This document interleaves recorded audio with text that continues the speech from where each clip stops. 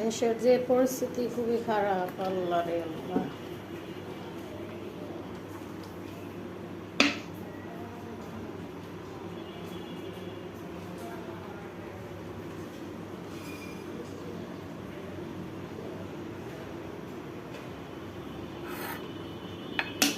চিংড়ি মাছ, পেঁয়াজ, পলি মাছ, বটবড়ি, এইগুলো রান্না।